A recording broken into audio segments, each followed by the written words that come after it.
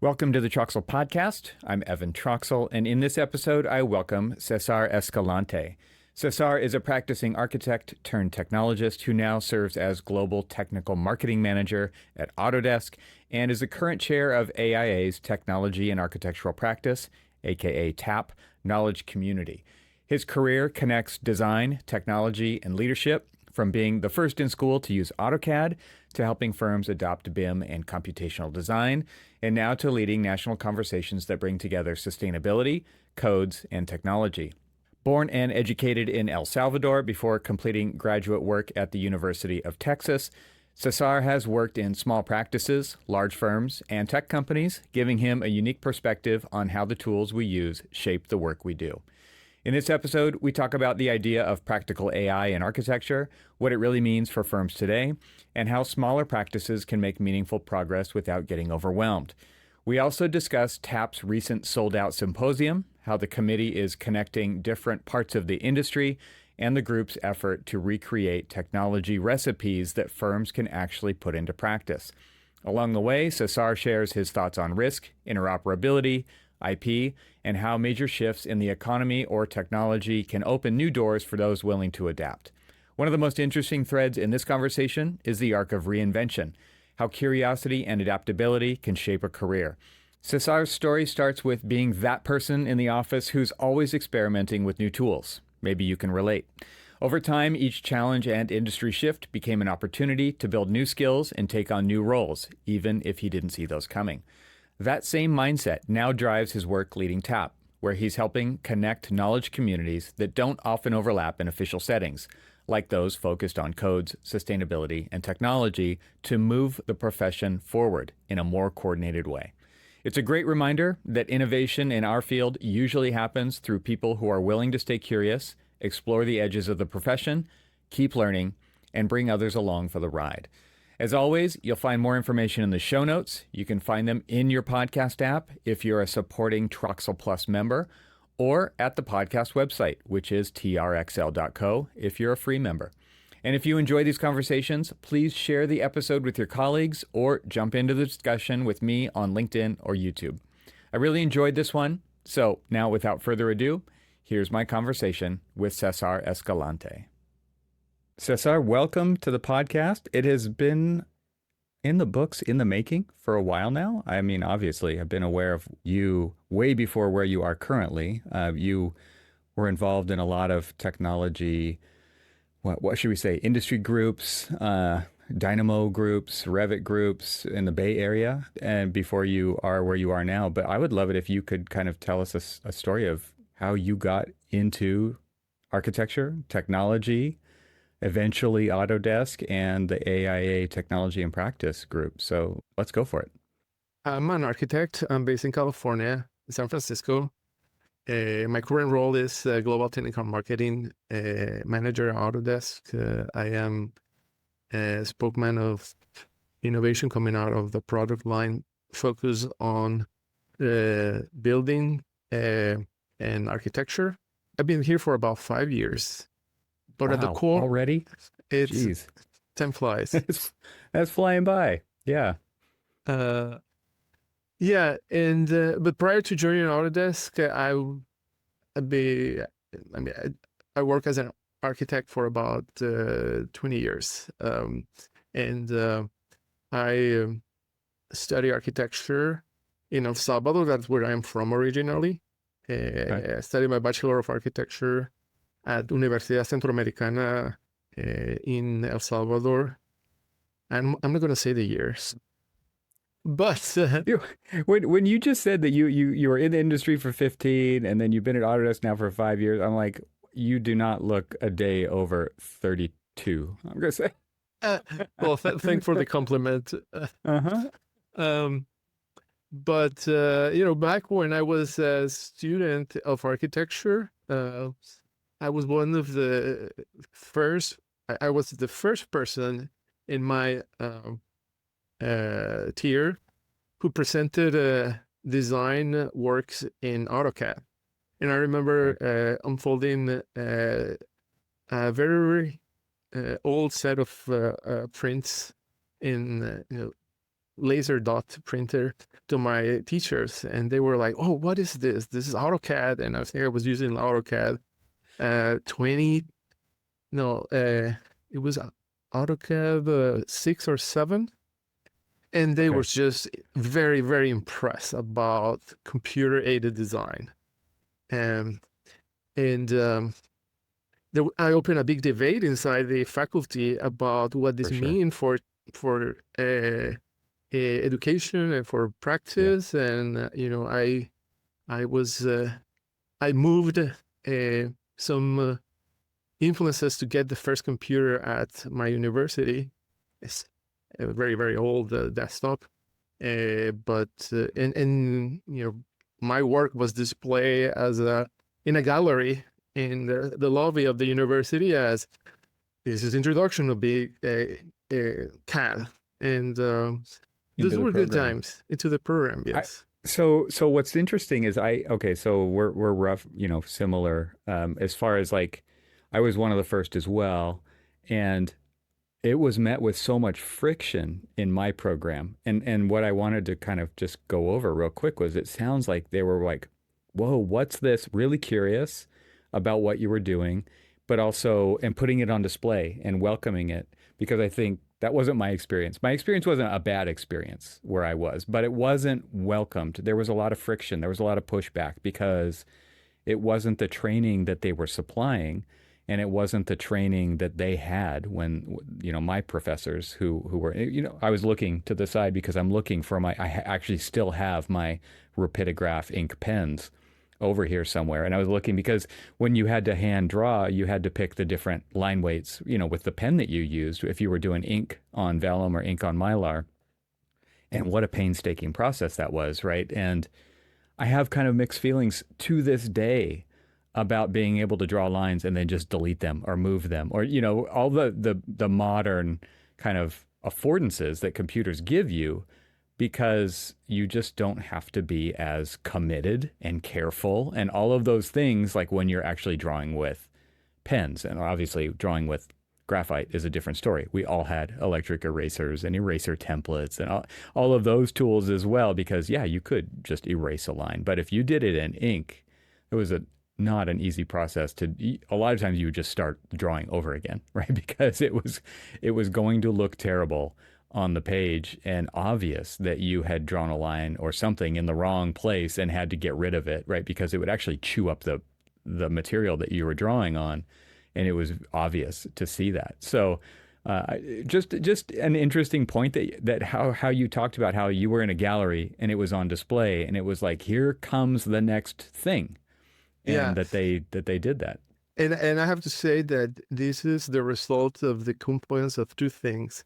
My dad was a general contractor who had a developer office back in the days, and he bought a personal computer for his practice with an old box of AutoCAD. He did not understand how to use. He thought it was good, but I learned it from English manual. I mean, back then AutoCAD came with these really thick manuals, so I read it from to end. All software did. All software came with volumes of manuals, right? There were 5 volumes. I can remember that. Yes. And me being trained in school in English, I learned it very quickly. I picked it up, and then. The second thing that influences that, as a student, I interned at an architectural office where a fresh graduate, a young architect come from who studied at University of Texas, was supporting the production of architectural work. And she teaching me the way to produce construction documentation.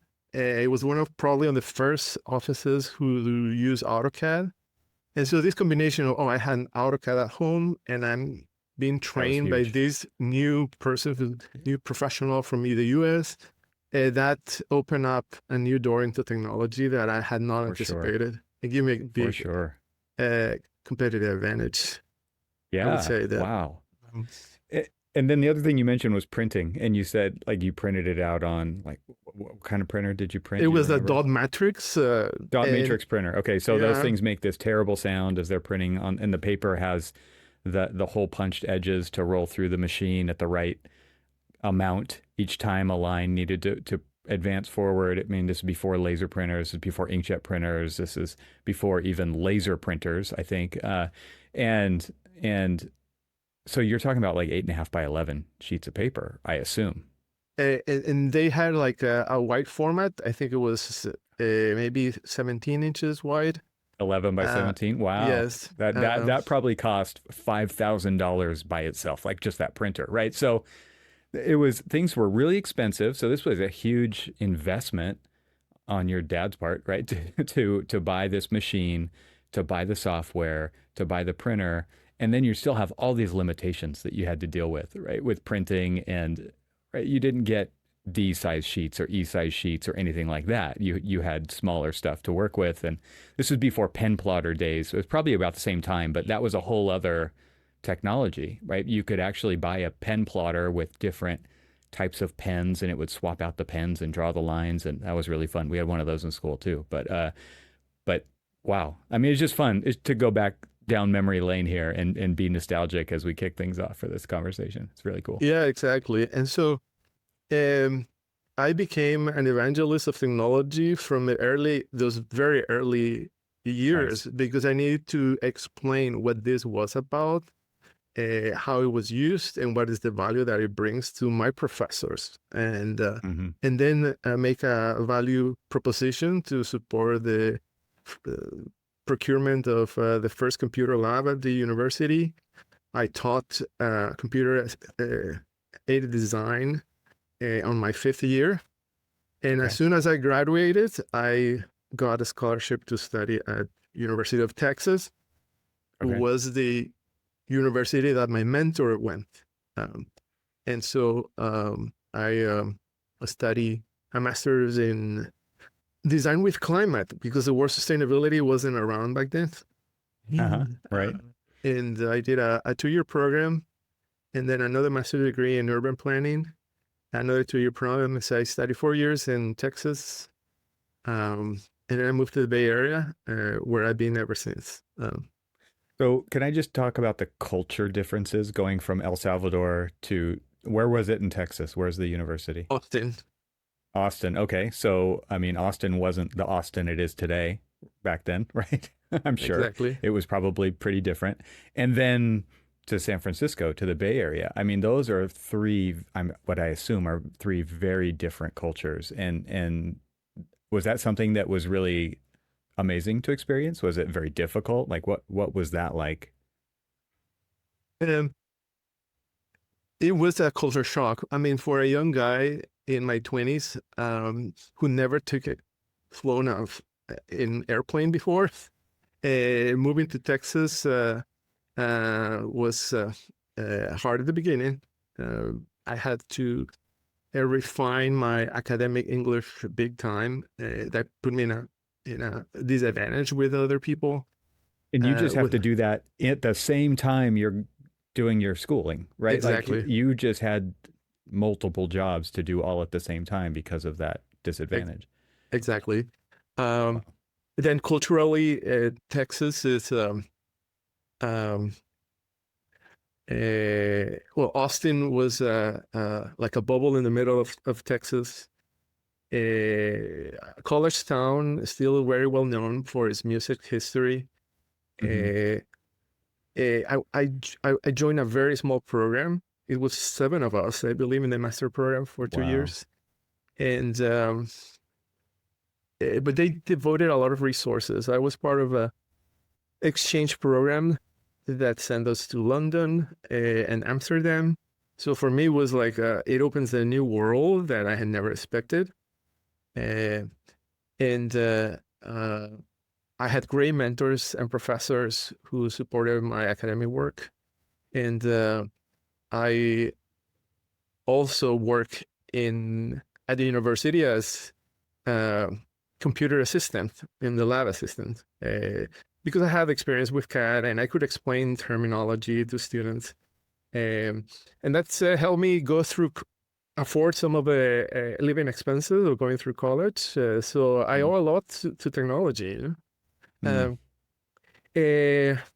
Obviously, I did not like the geography of Texas. It's all flat, very cold winters, very, very hot and humid summers. I thought the rest of the United States was like Texas. Of course, And yeah. when I went on um, a summer trip to San Francisco, I saw a completely different world, and I say, "Oh, this is where I want to go after graduation." Wow. Very Uh, cool.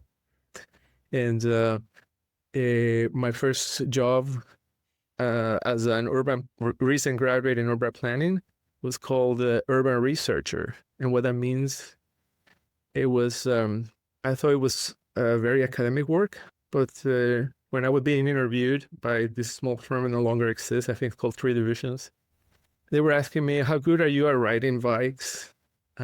What would you do if you get challenged by somebody on the streets?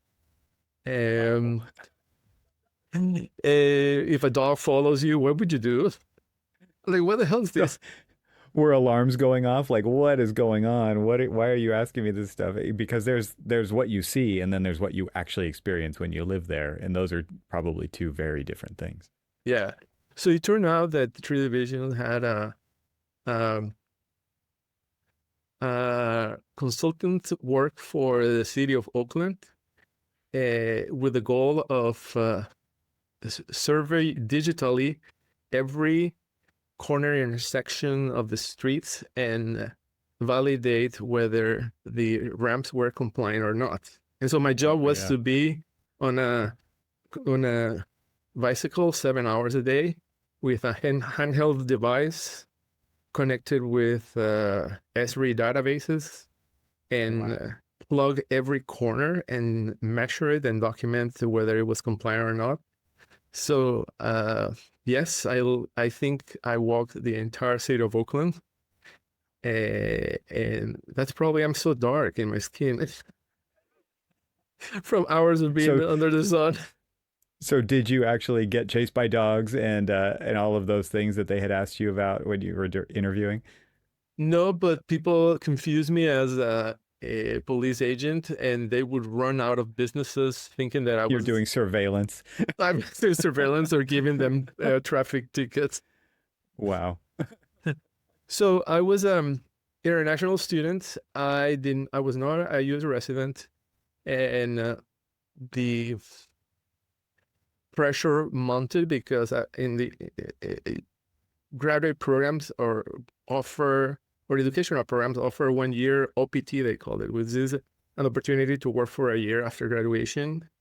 Mhm. And if you can find a sponsor to allow you to stay in the United States, you have to leave the country.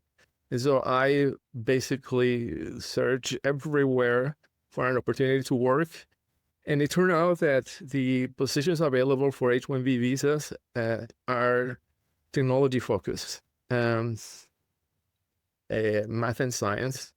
Architecture is considered one of those fields where you can get a sponsorship.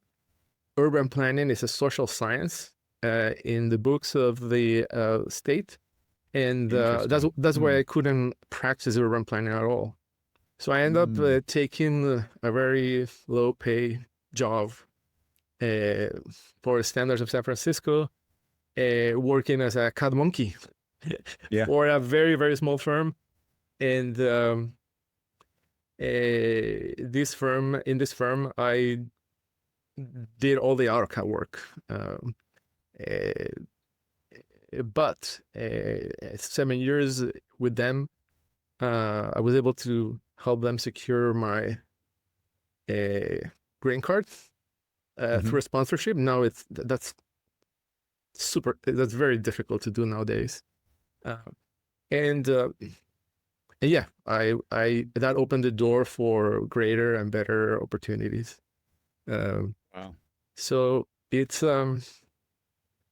I jumped from a firm of 12 people to Flad Architects, which is a a corporate office based on the Midwest, where I worked for about 4 years as a project architect capacity.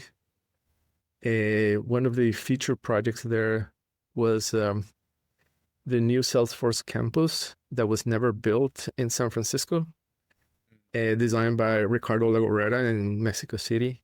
And cool. because I knew Spanish and Flad was big on BIM, I was sent to train Ricardo Legorreta's office in Mexico City for 6 months. And I get to know the city, work with a very high-profile architect, help them transform their internal operations. That was very satisfying. I bet. To do, yeah. And Mexico City is wonderful. In my experience, it's just an incredible place. Yes, it is. Full of contrast, full of rich food, and great people. Yeah. So after working with Flad, I think that was 2012. I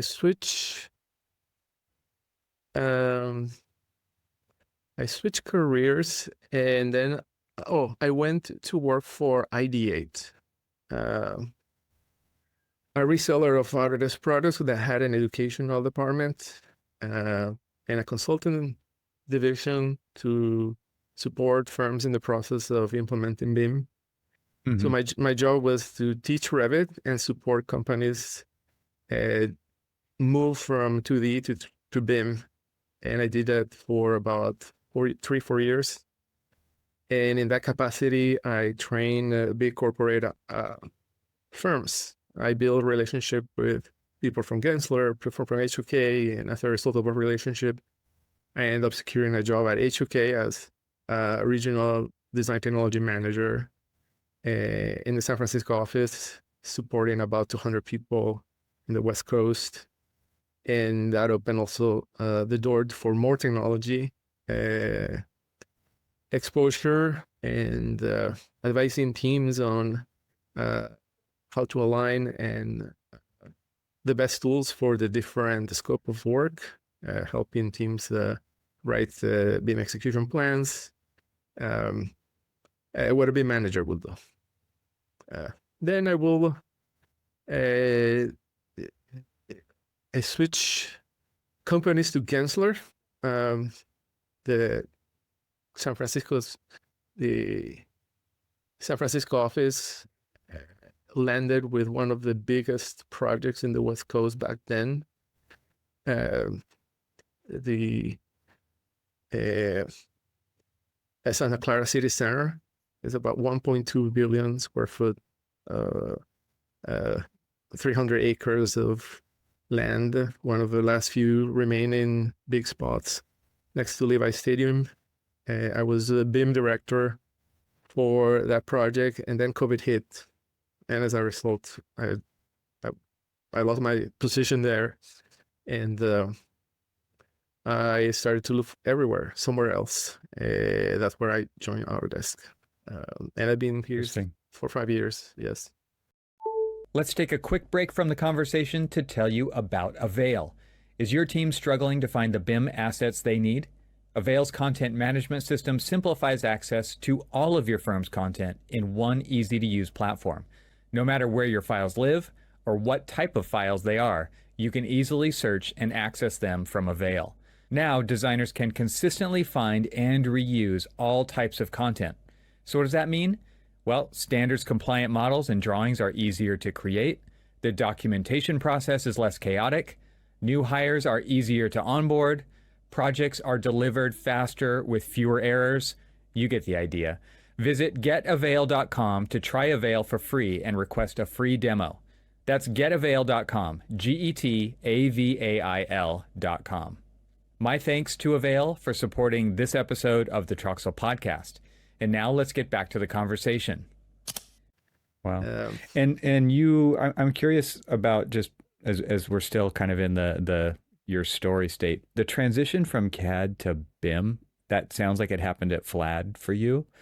was that what was that like for you? Was it easy, natural? Was it difficult? I mean, obviously you had a technology background, so it probably wasn't as difficult as somebody picking it up for the first time, right? But it was a paradigm shift back then even, and many times teams would just declare bankruptcy on projects and just export to AutoCAD, right? We can't take it anymore. Everything's broken because nobody really knew how to use BIM super effectively in the beginning. It was a learning process, and we spent a lot of time learning on projects and breaking tons of stuff. And so, like I said, a lot of people would just hit the eject button and go back to AutoCAD. But I'm just curious what that process was like for you as a technology native, I think, at that point, right? But also a paradigm shift. I think I skipped that part of the story and I should go and revisit it. In the recession in 2007, the small firm where I was CAD manager saw a big loss of income and I was let go. Curiously, that happens like a month after receiving my green card. And it was just an alignment of the stars, because if I had let go during the process, I would have been forced to return to El Salvador. But Yeah. here I am with a green card, unable to find jobs during the 2007 recession. And I say, well, I need to do something different. So I think I enroll a Revit class at San Francisco State, taught by a civil engineer, or a mechanical engineer, Elisa Mose. If you're hearing this, thank you for teaching me Revit. And I liked the software so much that I did the 3 levels that they offer back then. And then I spent the next 2-3 months looking for a job. I couldn't land on anything. So I put a Craigslist ad offering tutorial services of Revit for I think $12 an hour. And to my surprise, I started getting calls and emails from a lot of corporate people who wanted to learn Revit. And in less than a month and a half, I have my living room full of people with their laptops trying to learn Revit and coming with their own projects, with their own issues, trying to help me solve. And I have to be honest, many times I did not know how to resolve a lot of the issues, but it gave me the challenge to understand how to move forward. And I became a problem solver for a lot of them and the go-to person for support. And so from that engagement with as a tutor, I got a call from an ex-colleague who used to work with me in this small firm, and I work for Flad. And he said, hey, we're looking for somebody who knows Revit, and you've been teaching Revit, and that got me a job. And so Nice. It's those moments of recession downturn that I have made switch in my career path. At first, the first recession where I lost a job moved me into Revit, until learning Revit. And then COVID is the one who made me switch from architectural practice into Autodesk. And so it's interesting, that alignment of recessions with career switches. Yeah, pivot, right? Because but also credit to you for being like you had to hustle, and you did, and you figured out a way to make something work, which of course you didn't foresee those opportunities. You were just trying to get by and survive. And through that natural process of just hustling, it just opened up these people saw what you were doing. It's so interesting to think about, like, you're doing this for one reason, but then there's people from the outside seeing what's happening, maybe checking in every once in a while. And obviously you have friends in the industry and you're talking every once in a while and about different experiences. And then somebody else connects the dots and they're like, oh, Cesar's the one we need to call for this. That's really interesting. It's very cool. Yeah. And I think that as a professional coming from a different country where English is not my native language, I always felt in a position of disadvantage. But my like my affinity for technology to understand workflows and process and technology processes give me a stepping stone to move forward in my career in a different path, not in the traditional sense of designer, project manager, or but in a path that I could not imagine it would turn this way. So Yeah. in a Yeah. way, I was forging my path, Right. because there wasn't any precedent back in those days on how you could be a technology leader. These roles were just coming up in the market, right? And so Yeah, they were being invented as needed. And exactly, yeah, and you were at the right place at the right time and ahead of the curve, as it were, right? Because you already knew how to use the tools when somebody finally realized that they needed somebody who knew how to use the tools. And I mean, that's rare too. A lot of times I think people are in a position of we're behind. How do we, okay, what are we going to do to catch up? And for you to already have been there, like so you could just step right in is just like you said, you had kind of unintentionally forged that path, but it really worked out in your favor. and It's really at cool. the beginning, I saw it as a diversion from a traditional path that put me Yeah. in the wrong direction, because Yes. there Right. wasn't any role model that I could follow, and like, oh shit, I'm doing this as consulting Totally. for You're CAD. always wondering. Yeah. I mean, how much like stress did you have? Oh, I would imagine it sometimes that is overwhelming. It's like, I'm not doing the thing that is obvious, the thing that they say that you have to do. One of these three roles. You can be a designer, you could be a project manager, you could be a technical person in a firm. Like that was it. Yes, And then exactly. all of a sudden there was other roles because the necessity arose, but there's a lot, I think a lot of consternation around what am I doing going down this other path that is not defined. And at some point, I just considered this a temporary patch in my career. That I said, Yeah. I'm just going to do this temporary while I land into something better. But it turned Right. out that something better was open up in front of me on the Right. technology side, Yeah. without planning it. It was more as a result of business and industry changes around technology needs. Yeah. I think there's a lot of really important messages in there. So I'm glad we took the time to kind of go through your story. And so now I want to shift gears and talk about how you first started to get involved in the tap side of things. So if you could just really quickly. So we've had a previous episode. I had Ryan Cameron on, who was the previous chair of TAP, on the podcast maybe about a year ago, and we talked about what TAP was up to then. But I'm curious about how you, if you could just step back and for those who missed that one or don't know what TAP is, if you could explain what it is, but then let's tell the story of how you got it started to get involved with that. Yeah, TAP is a technology in architectural practice knowledge community that sits under the national AIA that advise the AIA about their uh, institutional positioning and adoption of technology in architectural practice. We are a group of 5 people coming from industry with a lot of different practice areas and expertise who uh, uh, uh, uh, work in creating different type of initiatives in support of the technology needs of the AIA.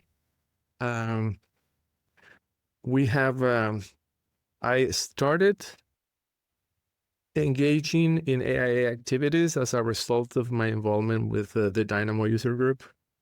So when I was working at HOK as a design technology manager, I welcomed the visit of Colin McCroon, who back then was the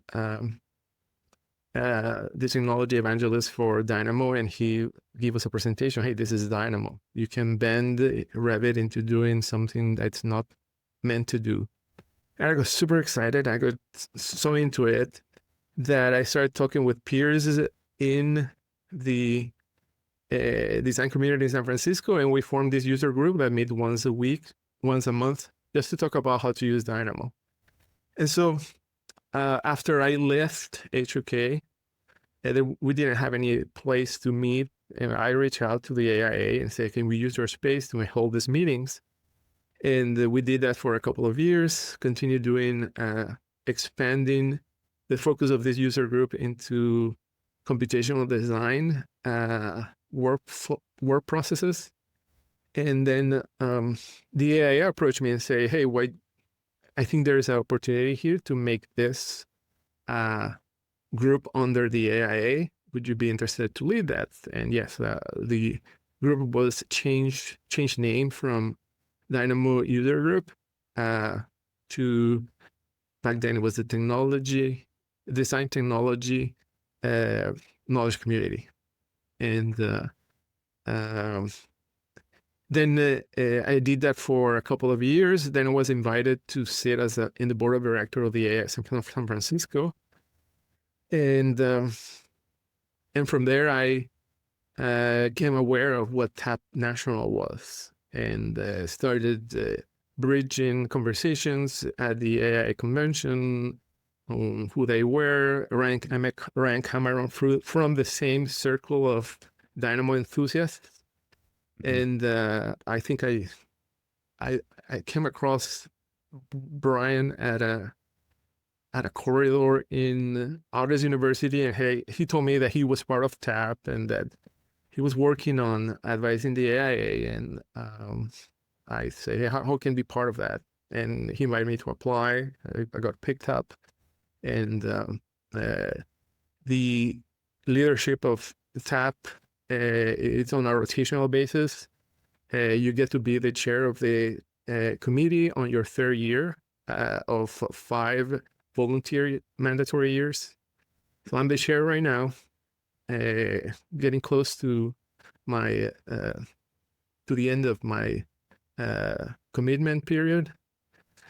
And as a chair, you lead the program and the definition of the annual TAP Symposium, which is the event where you and I met last couple of years.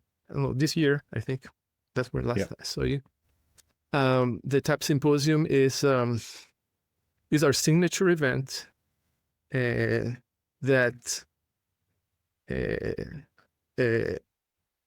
it was first conceived as a pre-conference of the AIA National Convention, and now it's part of the technology focus themes in the program of the convention. And so I am this year I focus in creating a program around sustainability and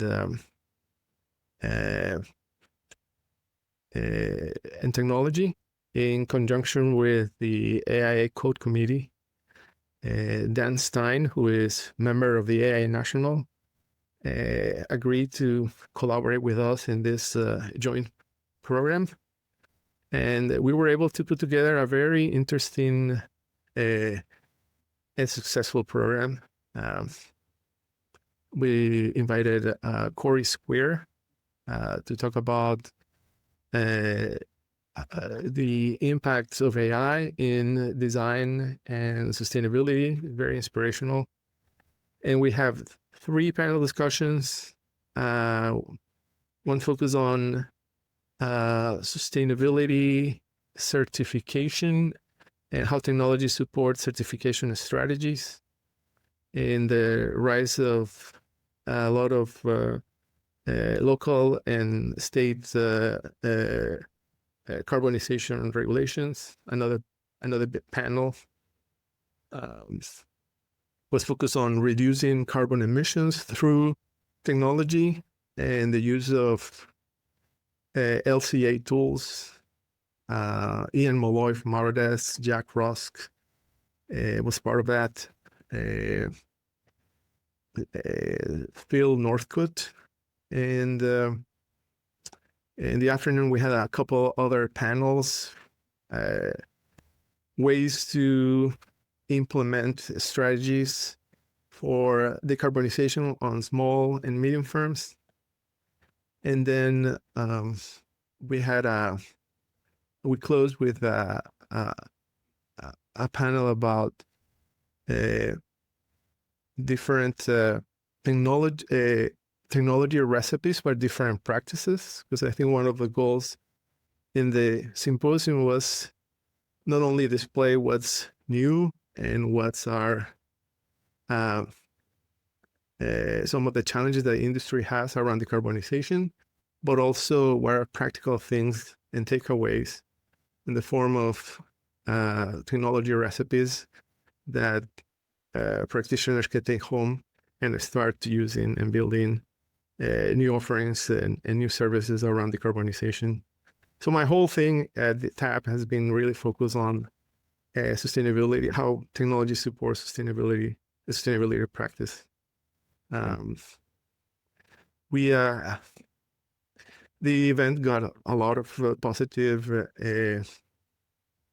feedback. I think this partner, for the first time, there's a symposium that saw the presence of two committees working together, Code and TAP. We had about 200 people in the room. It was sold out. And yeah, now we are in the process of assembling a task force for next year TAP Symposium, led by next year chair Vicky Patel from HKS is the incumbent in the new chair. And the focus for next year, I think, is practical AI. Still, the themes are getting formed, but it's something around AI, how AI can be adopted right away. Let's take a short break from the conversation to invite you to join the most influential technology leaders in the AEC industry at Confluence. Composed of in-person events and a podcast co-hosted by yours truly, Confluence is designed to foster conversations between AEC firms and technology companies so they can learn, share, and engage with each other to support industry innovation. Software company Avail, which creates content management solutions for the AEC industry, started hosting Confluence events in 2019 to understand what firms are needing, wanting, and thinking around technology. To learn more about Confluence, explore upcoming events, and listen to podcast episodes, go to confluence.getavail.com. My thanks to Confluence for supporting this episode of the TRXL Podcast. And now, let's get back to the conversation. I think the theme, wasn't it, the one before the last symposium was also about AI. You had Mehdi Nurbukash and Phil Bernstein speak, and then you had some panel discussions around that as well. And obviously it's changing under everybody's feet all the time. So the topic will likely shift between now and then. But it's really interesting to me to hear how you're working with other knowledge communities and to build bridges. I mean, it's also interesting to me to think about, and I'm curious from your perspective, how you've seen the growth of the AIA TAP knowledge community during your tenure being a part of it. Just what have you observed as far as like people's participation? It seems like, you said that the event sold out. It seems like there's more interest all the time, obviously from a focus on this podcast. And I'm sure that the people who listen to this podcast are very aware that technology touches every single part of practice.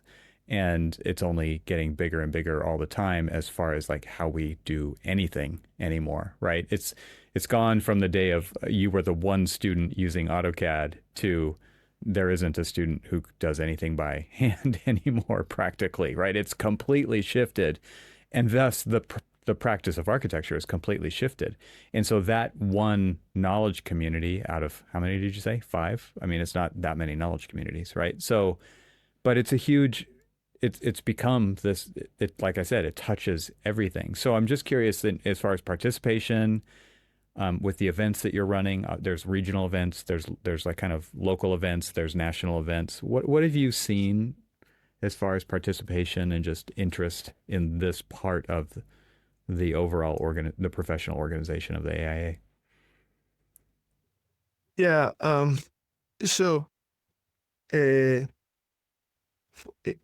when I was pitching the idea of the TAP symposium to my colleagues, I did some research and I was digging some numbers on what is the interest in technology in the industry. So I came across a work in progress report from NCARB, the 2023 NCARB analysis of practice, that some of the metrics presented there were pretty interesting. One of the survey results indicated that 89% of national firms are interested in adopting new technology, and that 92% of all firms are looking adaptable professionals in technology as the first skill from graduates out of school. That's a staggering number. And so the expectations of the use of technology it was very high. And then the number of submissions of technology-related talks and discussions at the AIA saw a big increase from 2020 to 2025. It's almost it was 10 times where it was before.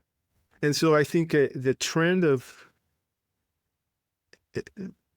the interest of technology as a vertical topic in the architectural discussions and architectural forums, it was astounding. It's pretty high. And I think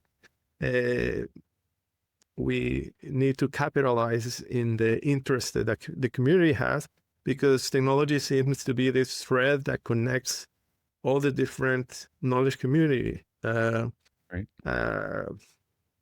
practice, design for equity is interested in technology, education, committee for residential design. And all out there asking questions about how technology can support it. And I think the AI realized that it was time to get technology as a standalone vertical that could be visible in our in the national convention. And we as a committee are asked to participate in vetting now the technology focus submittals. We have a greater presence in discussions across different groups. We are brought in as subject matter experts when committees need an advice on how to start looking at AI within their own domains. The AIA infrastructure is undergoing some changes to try to consolidate a lot of the forum discussions with the use of AI to try to help architects arrive to the question they're asking about technology across all these different committees. So I think our presence with the AIA has been instrumental in leading the conversations around technology. And the other thing that we're working, but it seems to be a little challenging, it's in reinvigorating the network of local TAP chapters across the United States. There are different degrees of participations in different AIA chapters. Big metropolitan cities obviously have the strongest one, but there are smaller offices that have reached out and asked us, how do we start a TAP in our city? And one of the things the committee is working and has a task force is to write a playbook on how to get started a TAP committee with language that can be used across the different AI offices in the United States. So the other is we have individuals in our community that have years of experience on use, implementation, and adoption of technology, and this allow us to put forward and curate programming webinars, talks, case studies that inform the community. For example, I've been a lot of us in the committee have arms in different industry events where we're asked to participate as subject matter experts. And so between the five of us, we could easily put together a lot of important thought leadership webinars and AIA vetted talks. And right now we're working about how we can produce more of that content or reach our network to bring more people into creating content that are interested and aligned with what the architects need. AI is the biggest one for sure. Yeah. It also seems though that like this, of course, this is volunteer positions, right? And so the leadership is it all volunteer? It is volunteer, correct? Yes. Yeah. So all this work that you're talking about is in addition to your day job and the commitments and the travel and the meetings and all that stuff. So, I mean, this stuff takes time naturally to do. I guess I'm just curious if you could talk a little bit about what you feel like, how you feel like you're accomplishing your goals from at that level. And of course, like this is all in addition to the regular work you're doing. And I only say that just to say like, it's a very respectful thing that you're doing. I want to give you the respect that you deserve for it because it's not easy to do this in addition to what you're doing. And I could also imagine on some level, it's pretty frustrating, like the speed at which things move, because there just isn't, you can't dedicate all the time that it needs to actually move the needle faster. So like, what does that bring up when I bring up those things? How do you feel about that? Yeah, I think everyone who's part of the TAP leadership group, it's in a position in leadership within their own organizations. No one here is, everybody's busy and everybody has big agendas. I think, I don't know, I think when you're passionate about the goals and the objectives of an organization that's aligned with your interests, and that you know that it may leave an imprint in the way the industry is moving, you just make it happen. We make time to meet on a monthly basis, and although we all have busy schedules, we all spread in different initiatives, we all make time to participate in the calls, play active roles in the execution of these initiatives over time. And if you're there, it's because you're passionate. We make time. We basically make time. Yeah. And not only that, there's people who also not only sitting in this committee.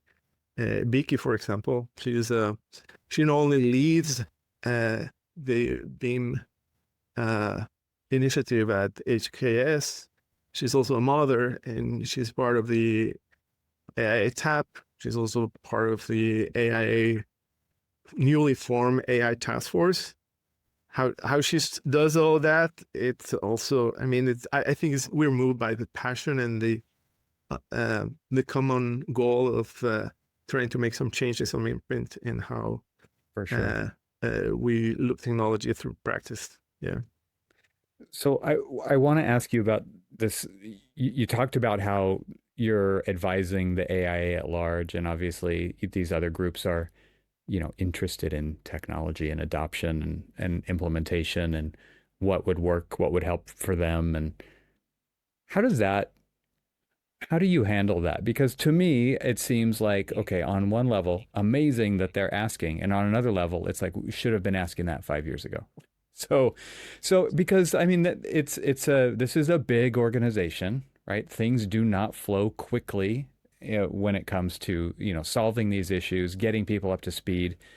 I've been there, done that too, right? With adoption and implementation and all of those. It's difficult. And so, I mean, what's your sense about the speed at which the organization for this profession moves, reacts, is proactive? Is it not proactive? I don't know. Like, you tell me kind of where do you guys, where do you fall on those different spectrum of different things that are, I mean, these are real things. And the profession, not the professional organization, is criticized often for uh, slowly adopting technology or slowly reacting or sitting on the sidelines and watching. And obviously, as well as I do, amazing technology has been implemented. The profession has changed drastically since we have become a part of it, right? As far as it comes to technology. And yet, I mean, there's still a long ways to go. You look at adjacent industries who are really plowing ahead full force. And I think there's still a lot of architects on the sidelines just watching and waiting. Yeah. I think a lot is coming not from AIA leadership, but for AIA constituents. There's been multiple surveys through the past couple of years asking our members what you care about, what are the things that you would like us to serve, what you would like the AI to serve. And Mm-hmm. technology comes at the first, one of those things that comes at the first answer. And I think the need for our constituents to stay current, that understand how technology evolves and how it's going to impact their practice is a reality, and it's a source of anxiety for a lot of our members. And the need for answers and guidance has reached out to the strategic um, uh, leadership levels on the AIA, and so we continually receive the feedback from AIA liaisons in our group that how instrumental our role is, not only for what we do, but for the AIA members at large. And I think the main things that we're hearing people being interested is how to address risks and liabilities brought by technology. As the technology become more digital through AI, and questions of how IPs are respected, how data and interoperability protect intellectual property. It's at the core of our members' concerns. And I think TAP, from the experience we have leading this topic in our own practices, in our own domains, we are at a position that give us some authority and provide some answers. I don't think we have all the answers, but I think we can help facilitate those guidance. Yeah. The other is the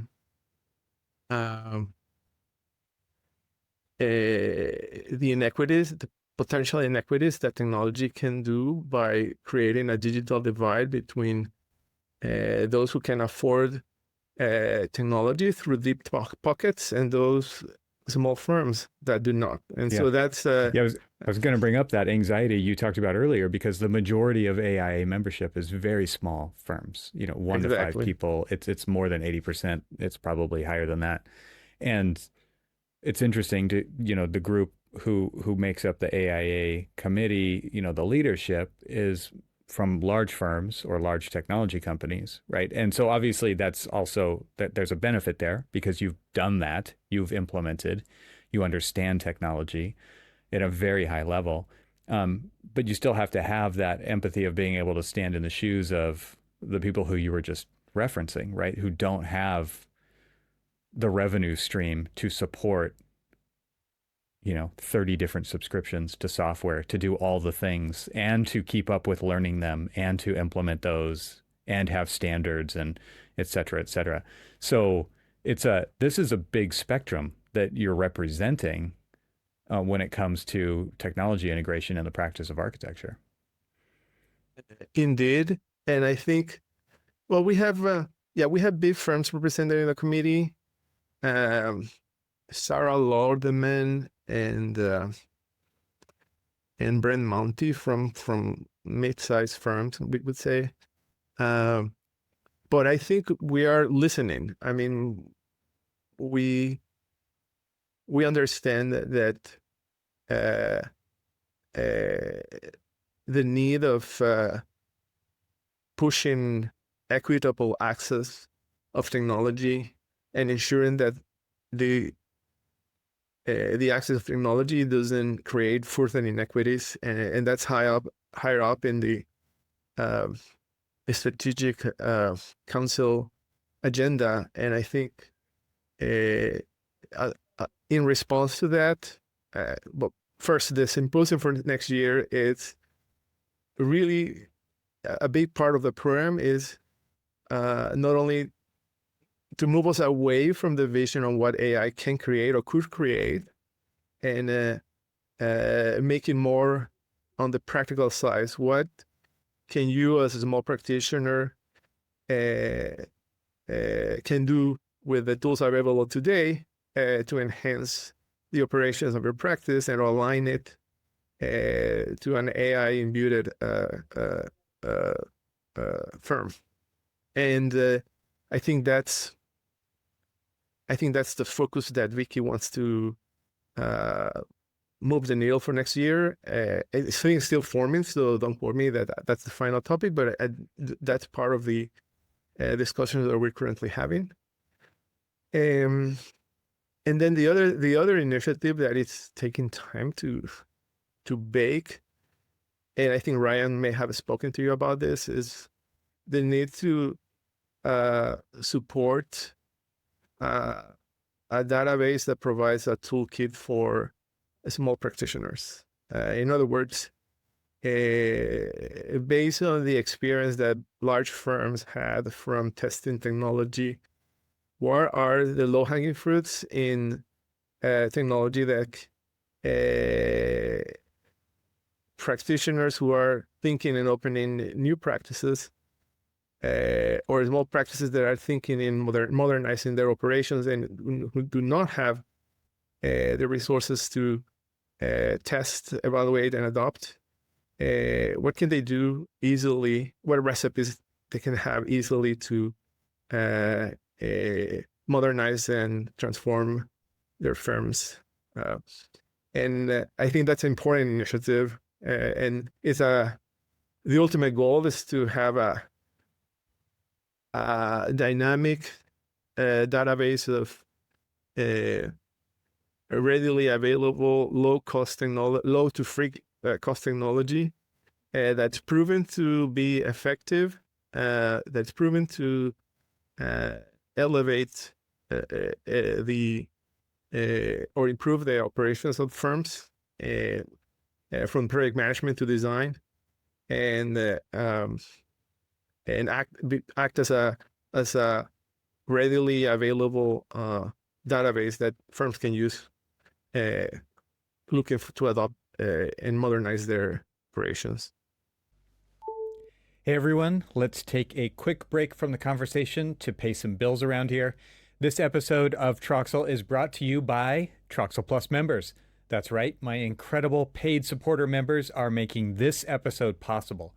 Their direct support ensures that I can continue exploring the intersection of architecture, technology, and the future of design with the leading voices in our industry directly to you. So let's talk about why you might consider financially supporting the podcast too. By becoming a Troxel Plus supporter, you're not just helping sustain these conversations, you're also gaining exclusive benefits like ad-free episodes of the show and my Leadership Edge email newsletter, where I analyze episodes and deliver the insights and key takeaways right into your inbox.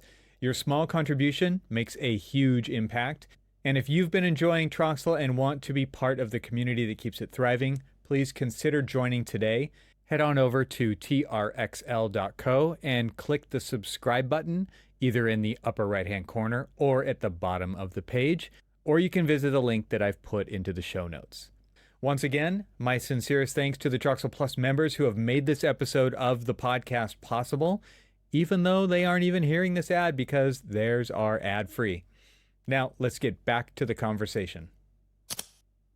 When you say database, are you talking about just like a proven set of tools that will create some kind of results, or are you actually talking about project level data that would be accessible to a wider audience? It's just tools. Okay. Tools, yeah. So you're basically coming up with a tool stack for maybe different levels of firms who are looking to get started in doing something. Maybe it's in the sustainability column, or maybe it's in the design delivery column. I don't know what the different columns are, right? But then you're basically saying, here are the proven players in that area that you should definitely check out based on the information you have. Yeah, and based on and on proven outcomes.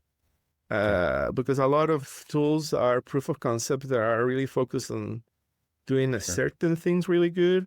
But when it comes really to specific. but it comes to scale it and wide adoption, it's not ready there. And I think we want to stay away from those technologies. And large firms have had the capacity to understand what works and what doesn't work. And in that experience, there are things that are very expensive and there are things that are readily available at a very low cost.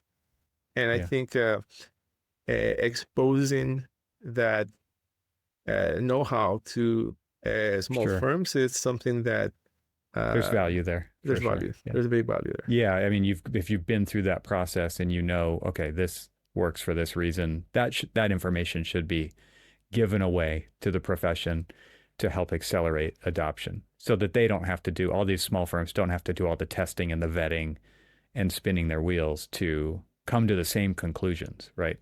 That seems obvious. And then the other things that I think people is really interested is understanding and addressing the risks and liabilities that AI may pose. That's a gray area that's still changing, all the time. Yeah, and so we're not lawyers, but we are in task force or within organizations that have these conversations. And I think the reason of making these webinars and this symposium is to bring people who can give us a fresh outlook on where we stand on these questions, how intellectual property is being challenged by these machine learning processes or AI, and how the new interoperability, collaboration tools, cloud connected data, how do architects protect their work, and how the notion of protecting work needs to change to accommodate this work. So it's those are important topics that I think we care. Yeah.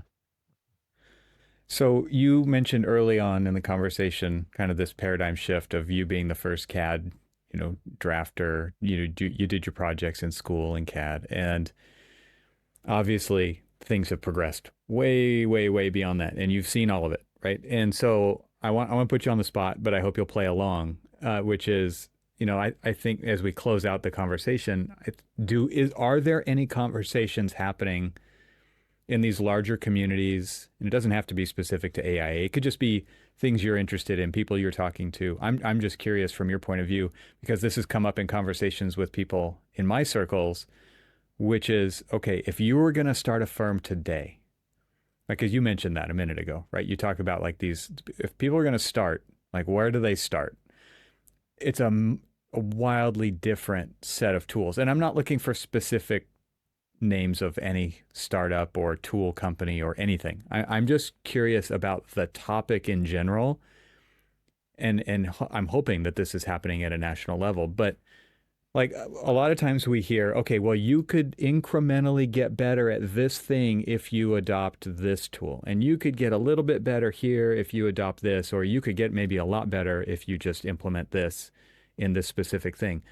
But none of that is like a holistic, okay, what if we were starting from scratch? And so I'm just curious if those conversations are happening in your circles as well, because I think it's important that they are happening so that we acknowledge, because I recently had Patrick Chopson from Cove on the podcast, right? And they started up Cove Architecture, which is starting with, an AI tool set. And obviously they're software developers and they're coming from, a different cut of cloth, right? Let's just put it that way.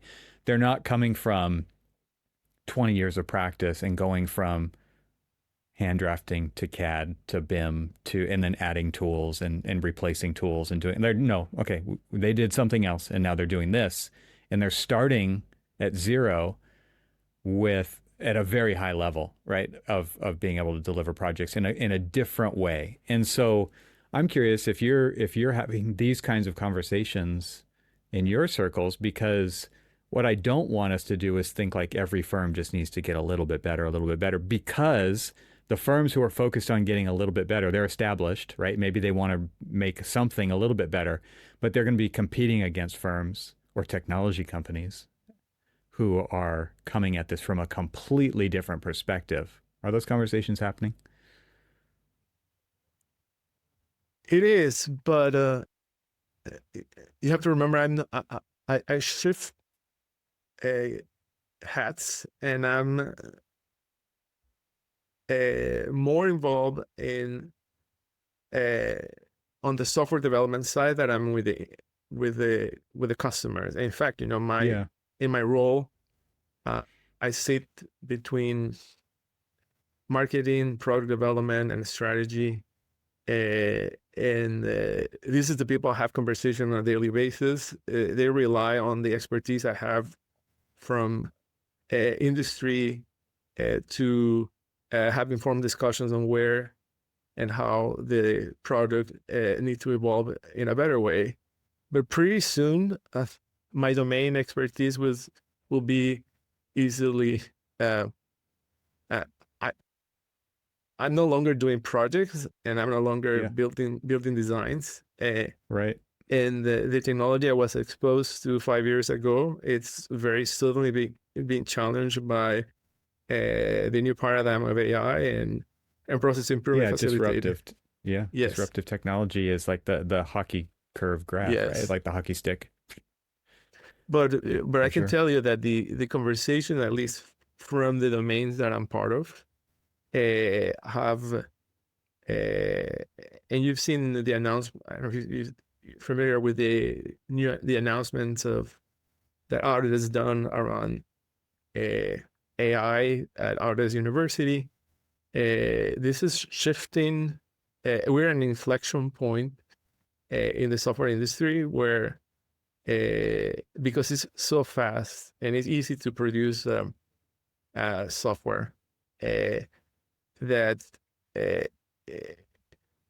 it's an enormous opportunity to put in the market fresh value propositions that look at the design life cycle problems and challenges from a new, fresh perspective. And there's no big solution that I've seen in the industry yet that can address it. But there's a race to get there from many fronts, and I think it's, and I'm speaking as myself here, not as an Autodesk employee. I think the market and the ability to develop software solutions using AI agents and AI technology that writes software, it provides enormous opportunities for new players that can challenge the traditional players in the industry. And I think, from a personal perspective, that is a positive thing for the industry. So I expect Disruptive too. it's very disruptive. Right. Just in the last 2 weeks, we've seen developments from the biggest AI companies in the world come out with new ways to write code, and through agents, and with Flad and OpenAI both coming out with products where these systems can autonomously write code from anywhere from, let's just say, 7 hours to 70 hours of codings, and with just people checking in every once in a while to, just course correct. And that's an incredible change from before 2 weeks ago, right? Let alone 5, 10 years ago. So the ability to produce software is changing radically. And so new, fresh ideas can get brought to the market and tested much sooner. And I just think this is a fascinating conversation to have. Like, if you were starting a practice of architecture today, what would that look like? Because I think you would actually project out in 5 years or 10 years, if you even could, and say, well, when I wake up on, the day 5 years from now, this is what it looks like. It looks wildly different than it even does today. But you can still ask that question today. And the tool stack that you would use to run a practice of architecture is wildly different from what it was just a few years ago, if you want it to be, right? It doesn't, of course, you don't have to. You could just start with all of the usual suspects in your software toolbox, right? But you could also choose a wildly different toolbox than most people would, who are coming from, growing up in this profession, right? Establishing their career in this, because it takes a long time to establish a career in this profession. So, to become an architect takes years and years and years of experience. And it's like, oh, well, what if we look at this from a fresh perspective? I think it's a fascinating conversation, and I hope it's happening all over the place, because it's a reality now. And firms that exist are going to be competing against firms who are just starting, and they could choose a completely different way to go about delivering projects. Yeah, and that conversation is happening within my own company. I mean, Autodesk has it's really focused on be able to deliver and scale AI across not only our new offerings like Forma and ACC, but take the best out of our desktop products and connect them via AI agents in the cloud. And those conversations are happening, and development is happening very fast. And announcements are expected to happen very soon. So I think it's an inflection point, not only from the software development industry, but also for practitioners. And I think, earlier I was talking about the need to have this toolkit to inform new practices about how to take advantage of the technology. But this toolkit, the challenge is that by the time you finish the toolkit, there will be a new set of tools ready to go. As soon as you even advise somebody, there's a new list, right? There's a new list, exactly. It is moving so fast. And at some level, you kind of have to take your bet and go with it, and put it through its paces, and learn through the failures and learn through the successes. But I think it's super interesting to think about, like, the amount of times you are now going to have to go back and look at things again and look at them again, because the landscape is changing so quickly. The tool that you looked at 6 months ago that didn't do a thing, and so you decided to get rid of it, now does the thing, right? And so it's really amazing how fast that kind of feedback loop is going to have to keep going back on itself to check and check and check and check, and just keep an eye on things. Like, a part of everybody's day or week is going to have to be dedicated to just like, what's going on in the software field of architecture, and how can it work to my advantage, or where is it headed that I need to keep an eye on it? I think it is a fascinating discussion. Yeah, and and this is something I've discussed with my peers at TAP, is that we are all most leadership is almost the same years of experience and the same cohort of experience. But in order to make it more effective, I think we need to bring fresh eyes on how where we may be missing as a committee. Are perspectives from new graduates with AI who grew up with machine learning technology, who are fresh out of school with AI tools. We want to bring that perspective here, and I think I encourage people to join this conversation with all the people like me in order to discover these new opportunities that we might be blind, that may be in front of us, but we are blind as well. How does that make you feel, Cesar? I'm just ready to retire in 5 years. No, I think we promised never to be those guys, right? Like, oh, the old regime just can't wait to that's somebody else's problem. There's a wave coming. Yeah, it's real. No, I think there is an increased place for discussion around technology that is not going to disappear.